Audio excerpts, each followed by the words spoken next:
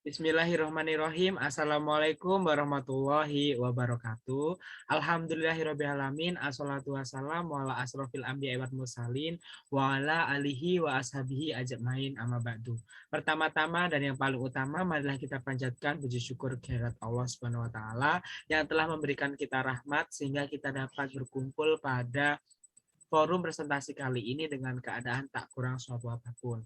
Salawat serta salam tak lupa kita haturkan kepada junjungan kita Nabi Agung Muhammad SAW yang telah membawa ajaran agama Islam dari zaman jahiliyah sampai zaman terang benderang seperti saat ini. Baik teman-teman, kami dari tim Kopiah Om Eko Universitas Aisyah Yogyakarta yang beranggotakan saya sendiri Lutfi Gale Elivianto sebagai ketua tim, kemudian Fahmiati dan juga Elviano Karisa yang akan membawakan inovasi produk dengan judul pengolahan limbah salak berbasis green chemistry melalui teknologi produksi sampah organik menjadi ekoenzim atau kita singkat menjadi Kopiah Om Eko di Dusun Ledok Nongko, Kecamatan Turi, Sleman. Untuk pembahasan materi selanjutnya akan disampaikan oleh rekan yang bertugas. Kepada rekan saya yang bertugas, dipersilahkan.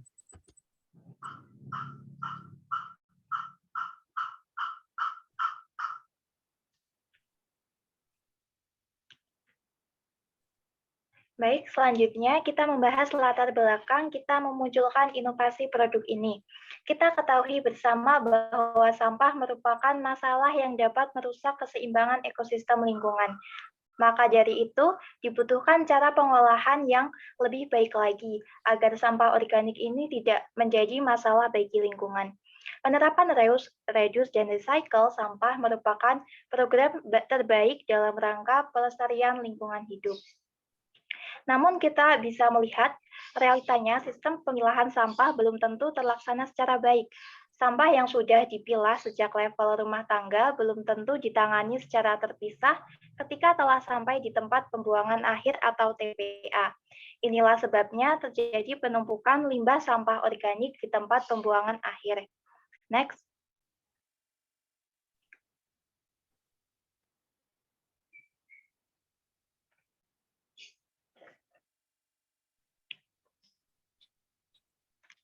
Penumpukan sampah organik, khususnya limbah buah salak, terjadi di Dusun Ledok Nongko, Kecamatan Turi, Kabupaten Sleman, dan akan terus terjadi jika pengolahan limbah salak tidak segera dilakukan. Maka dari itu, kami memunculkan produk inovasi yang berupa ekoenzim untuk mengatasi masalah tersebut. Diharapkan inovasi ini dapat menekan laju penumpukan limbah buah salak di Dusun Ledok Nongko. Next. Oke, baiklah teman-teman. Setelah kita mengetahui alasan kita memunculkan produk tersebut, maka kita berkenalan dengan inovasi produk yang kita buat. Nah, produk yang kami buat ini bernama ekoenzim. Ekoenzim merupakan cairan serbaguna hasil fermentasi dari sisa buah dan sayuran, air, dan juga gula selama 90 hari dengan perbandingan 1:3:10. 1 untuk gula atau molase, 3 untuk sisa buah dan sayur, dan 10 untuk air. Perlu diketahui juga teman-teman, inovasi ini dibuat sebagai bahan ramah lingkungan, pengganti produk kimia sintetis, dan juga berguna untuk mengurangi penumpukan sampah organik, khususnya di Dusun Ledok Nongko, Kecamatan Turi, yaitu limbah salak.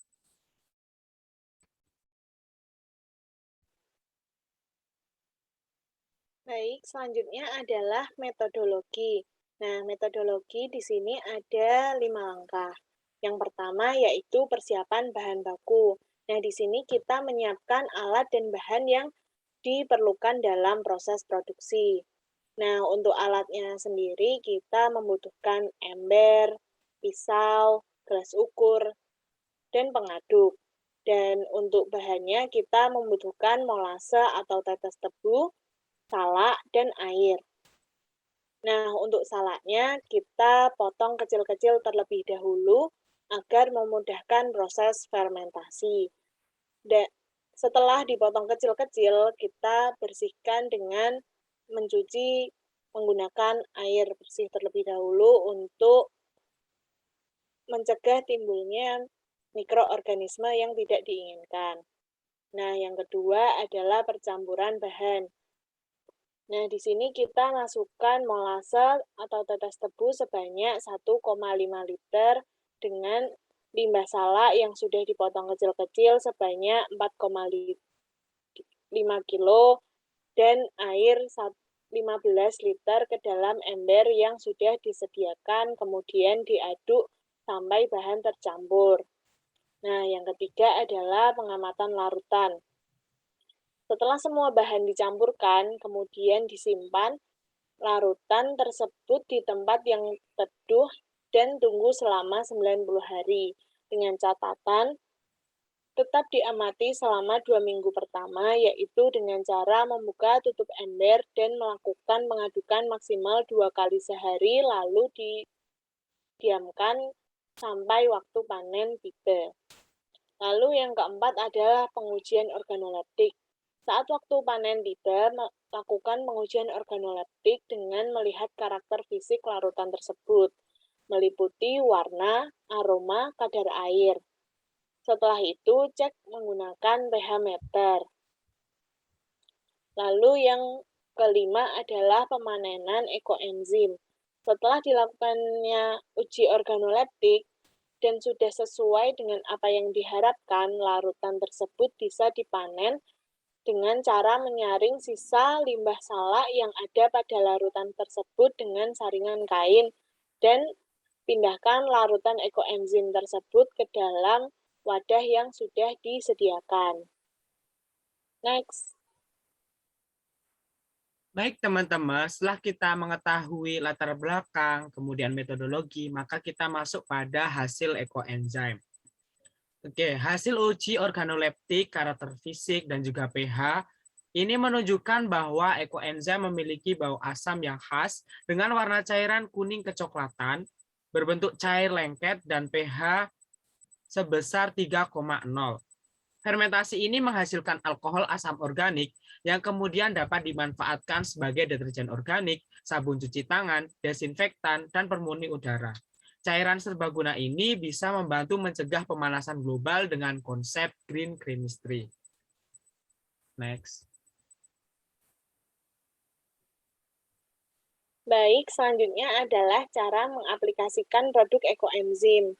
Nah, di sini ada beberapa cara mengaplikasikan produk ekoenzim, yaitu dengan cara yang pertama membersihkan kompor dan area dapur, mencuci piring, mencuci pakaian, mengepel lantai, membersihkan kamar mandi dan kloset, menjadi hand sanitizer sebagai pengganti sabun mandi, sabun cuci muka, sabun cuci tangan, dan shampoo.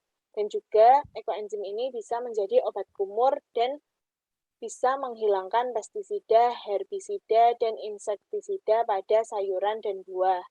Nah, kita sudah mengaplikasikan produk ekoenzim ini dengan cara mengepel lantai dan mencuci tangan. Tentunya dengan rasio perbandingan tertentu. Untuk mengepel lantai, kita menggunakan perbandingan 1-2 tutup botol ekoenzim dan 1 ember air.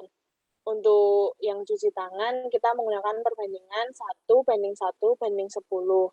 Nah, 1 untuk ekoenzim, 1 untuk sabun, dan 10 untuk air. Next. Baik teman-teman, jadi dapat disimpulkan bahwa ekoenzim ini efektif digunakan sebagai pengganti sabun cuci tangan, sabun cuci pakaian, desinfektan, cairan pembersih kerak, dan pupuk tanaman yang berbahan dasar kimia. Ekoenzim ini memiliki aroma asam segar, warna coklat keruh, dan pH di bawah 4, yaitu 3,0. Mungkin itu saja yang dapat kami sampaikan. Oh ya, ini ada satu lagi informasi tambahan bahwa artikel ilmiah yang telah kami publikasikan itu juga sudah dipublikasikan atau disubmit ke jurnal Aksiologia, yaitu jurnal pengabdian kepada masyarakat di Universitas Muhammadiyah Surabaya. Oke. Mungkin itu saja yang dapat kami sampaikan. Banyak kekurangan maupun kesalahan dalam kami menyampaikan, mohon dimaafkan. Nun wal kolami wa ma yasturun fastabiqul khairat wabillahi taufiq wal hidayah. Wassalamualaikum warahmatullahi wabarakatuh. Terima kasih semuanya.